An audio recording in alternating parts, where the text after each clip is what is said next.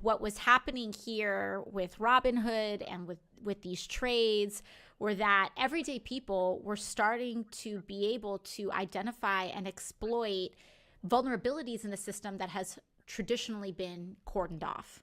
And this is one huge example of that happening.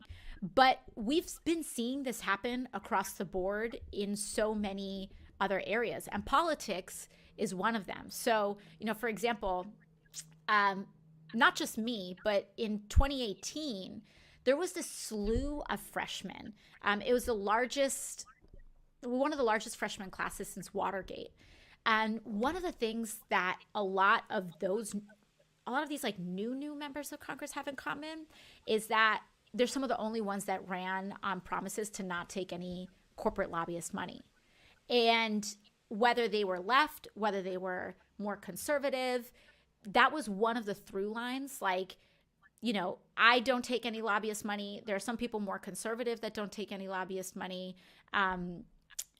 But that was like the one thing, regardless of your politics, that was starting to, be shared in common. And the reason we were able to do that was because of technology, because there are these new platforms, the same way like Robinhood allows you to buy a singular stock, or the way that you're able to kind of like get in the game with $5-10 in certain, circumstances.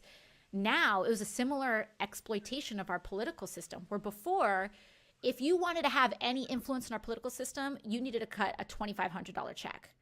Who's going to do that? What kind of person has the money to just give $2,500 minimum, if not more, to a politician? I mean, that is just the wealthiest people in society that have the ability to not just give that, but also organize and bundle it into millions of dollars.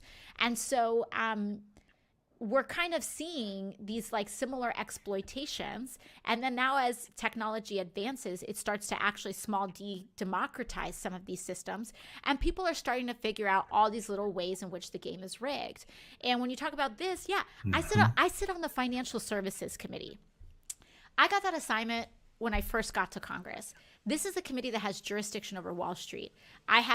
This is the committee that Mark Zuckerberg came in and the reason he came in under financial services was because Facebook was trying to roll out Libra at the time, their own kind of crypto-esque currency. But also we've had Jamie Dimon, the CEO of JP Morgan Chase. We've had the CEOs of Goldman Sachs. We've had Steve Mnuchin at the Treasury come in. And we see these alignments all the time. Financial services used to be known as what is called a money committee.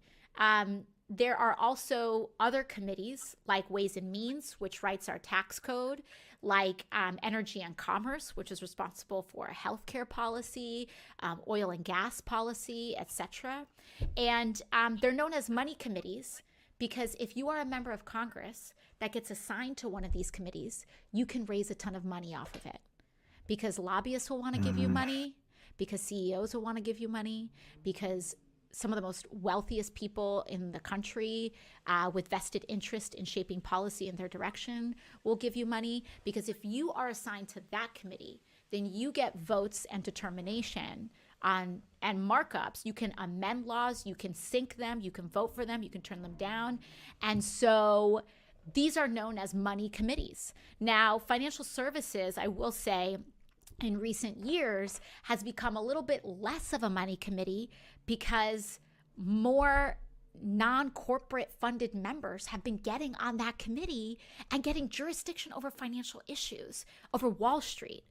But first of all, that doesn't mean that presence has gone away entirely. There's still very powerful people that raise a ton of money from lobbyists, but also you have people writing tax code. So these folks, for example, like when we talk about capital gains tax and you talk about these huge corporations or people who make billions of dollars off of these trades, they also get to keep it.